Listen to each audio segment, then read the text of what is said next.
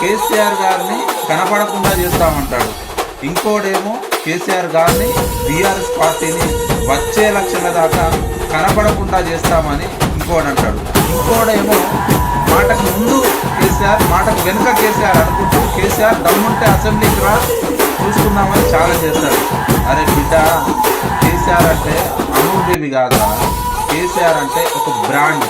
ఉమ్మడి ఆంధ్రప్రదేశ్లోనే రాయలసీమ ఫ్యాక్షనిస్టులు, బెజవాడ రౌడీలు, ఉత్తరాంధ్ర పుర వృద్ధ రాజకీయ నాయకులు, హేమాహేమీలు, తెలంగాణ వద్దని వాళ్ళందరూ ఏకదాటిగా అన్ని పార్టీలకు చెందిన కురవృద్ధ నాయకులందరూ ఒకటైనా కానీ కేసీఆర్ బొచ్చు కూడా తీసుకోలేకపోయారు.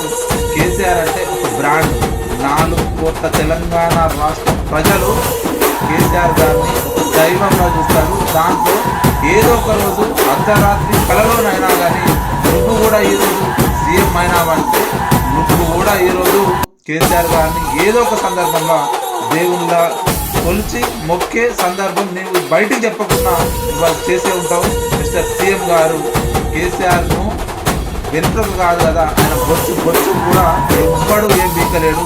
కేసీఆర్ అంటే ఒక బ్రాండ్, తెలంగాణ రాష్ట్ర ప్రజల గుండెల్లో ఉన్నాడు అనేది మాత్రం మర్చిపోకండి. జై హింద్, జై తెలంగాణ, జై కేసీఆర్.